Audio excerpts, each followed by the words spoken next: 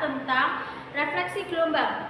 Di sini ada 4 poin yang akan dibahas, yaitu yang pertama, pengertian refleksi gelombang, yang kedua, hukum pemantulan gelombang, dan yang ketiga, jenis refleksi gelombang. Yang keempat yaitu aplikasi refleksi gelombang di kehidupan dan teknologi. Kalian udah tahu belum sih apa itu refleksi gelombang? Apa sih refleksi gelombang itu?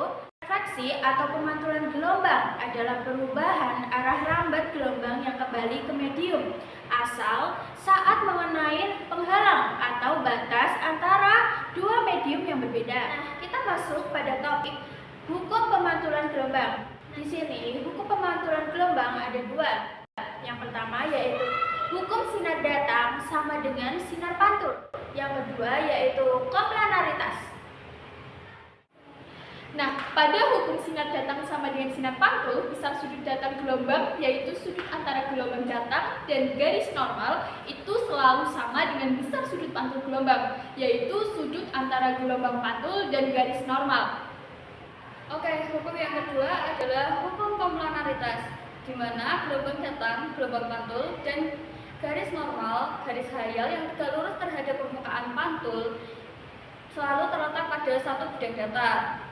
Nah, dari dua hukum tersebut berlaku untuk semua gelombang seperti gelombang cahaya, gelombang bunyi, dan gelombang elektromagnetika yang lain. Dan hukum tersebut tidak bergantung pada jenis medium atau gelombangnya. Refleksi gelombang punya 3 jenis loh. Yang pertama ada pemantulan ujung tetap.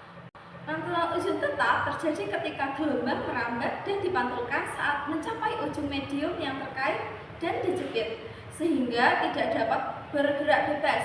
Contohnya klasik dari fenomena ini adalah gelombang pada tali salah satu ujungnya dikaitkan dengan dinding yang kokoh. Yang kedua, ciri-ciri pemantulan tetap yaitu terjadinya pembalikan fase saat pemantulan. Hal ini mengindikasikan adanya perubahan fase sebesar 180 derajat antara gelombang datang dan gelombang pantul. Gelombang pantul bergerak dari simbol yaitu titik dengan sampingan minimum. Kedua, ada pemantulan ujung bebas. Pemantulan ujung bebas terjadi ketika gelombang mencapai ujung medium yang bergerak bebas, seperti tali yang diikatkan pada cincin yang dapat diluncurkan tanpa bergesekan dengan tiang. Yang kedua, ciri khas pemantulan ujung bebas adalah tidak adanya pembalikan pulsa atau pemantulan. Ini terjadi karena gelombang pantul tidak mengalami perubahan fase atau 0 derajat relatif terhadap gelombang datang. Gelombang pantul akan bergerak dari perut atau antinot, yaitu titik dengan simpang maksimum. Gelombang datang dan gelombang pantul berinteraksi untuk menghasilkan simpangan maksimum pada batas tanpa pergeseran fasa, membentuk gelombang stasioner ujung bebas. Pemantulan ujung interferensi konstrusif terjadi di ujung bebas karena gelombang pantul memperkuat gelombang datang tanpa pergeseran fasa. Gelombang datang dan pantul yang tidak berubah fasa membentuk gelombang stasioner dengan persamaan YB sama dengan 2A cos KX sin omega T. Amplitudo gelombang stasioner pada posisi tertentu dihitung dengan AP sama dengan 2A cos KX. Dan simpulan atau knot terbentuk pada posisi XSN sama dengan 2N kurangi 1 bagi 4 kali lambda dengan N sebagai bilangan bulat positif. Perut atau antinot muncul pada XPN sama dengan N kurangi 1 bagi 2 kali lambda dengan N sebagai bilangan bulat positif. Yang ketiga, refleksi pada batas dua medium berbeda.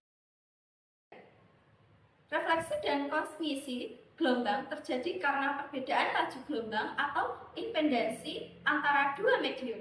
Semakin besar perbedaan impedansi, semakin banyak gelombang yang dipantulkan. Konsep ini memberikan model realistis bagi gelombang dalam medium heterogen. Melalui idealisasi ujung tetap dan bebas.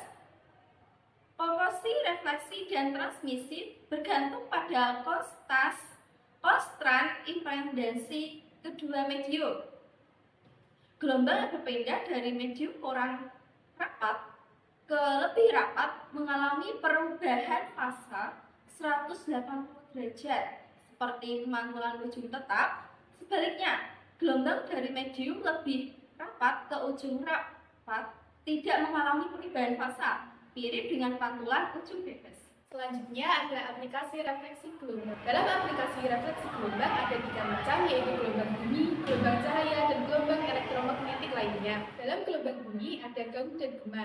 Fenomena pemantulan suara ini dimanfaatkan dalam desain akustik ulang konser dan studio rekaman, serta membantu mengontrol pantulan suara, meningkatkan kejelasan suara, dan menciptakan efek suara yang diinginkan. Kedua ada sonar, sound navigation and tracking. Teknologi menggunakan gelombang bunyi ultrasonik untuk mendeteksi objek bawah air. Teknologi digunakan untuk mengukur kedalaman laut dan memetakan dasar laut.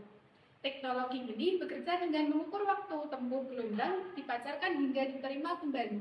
Delay time, jarak objek dapat ditentukan secara presisi. Yang ketiga yaitu ultrasonografi atau USG medis, merupakan aplikasi medis yang menggunakan gelombang ultrasonik untuk mencitra organ internal tubuh tanpa operasi. Gelombang ultrasonik dipancarkan ke dalam tubuh, memantul dari struktur tubuh yang berbeda seperti batas antara jaringan lunak dan tulang. Tujuannya yaitu menghasilkan gambar diagnostik dari pantulan gelombang ultrasonik untuk diperiksa pada monitor. Oke, yang berikutnya adalah gelombang cahaya. Gelombang cahaya itu ada 3 dalam pengaplikasiannya. Yang pertama itu cahaya dan alat cermin dan alat optik. Pemantulan cahaya oleh permukaan cermin digunakan berbagai alat optik seperti cermin rumah tangga, teleskop, mikroskop, endoskopi. Desain cermin yang berbeda memungkinkan pembentukan citra dengan karakteristik yang beragam. Yang kedua, serat optik seperti fiber optik. Teknologi ini menggunakan pemantulan internal total cahaya untuk mengirimkan data dengan kecepatan tinggi melalui kabel optik. Cahaya yang terangkat dalam serat optik karena indeks bias inti lebih tinggi dari selubung mengurangi kerugian cahaya. Yang ketiga adalah kacamata polaritas. Selain mengurangi silau dan refleksi cahaya yang tidak diinginkan, kacamata polarisasi juga meningkatkan visibilitas. Kacamata ini menunjukkan bagaimana refleksi dan polarisasi dapat berinteraksi untuk tujuan praktis. Yang ketiga yaitu aplikasi pada gelombang elektromagnetik. Yang pertama itu pada komunikasi nirkabel seperti radio dan seluler. Nah, pemantulan ini itu memungkinkan sinyal mencapai area yang tidak berada dalam garis pandang langsung dari pemancar. Nah, yang kedua itu pada komunikasi satelit dan GPS. Satelit dapat memantulkan gelombang mikro dari permukaan untuk berkomunikasi dengan stasiun di bumi. Hal ini itu memungkinkan transmisi dari jarak jauh, termasuk sinyal televisi, internet satelit, dan sistem navigasi global atau GPS. Nah, sinyal GPS ini yang dipantulkan dari satelit ke penerima di bumi dan kembali lagi memungkinkan penentuan posisi yang akurat. Nah, yang ketiga itu pada radar seperti radio detection atau ranging. Itu mirip dengan sonar. Nah, radar ini itu menggunakan pemantulan gelombang radio atau mikro untuk mendeteksi keberadaan lokasi, kecepatan, dan area objek, misalnya seperti pesawat, kapal, atau formasi cuaca.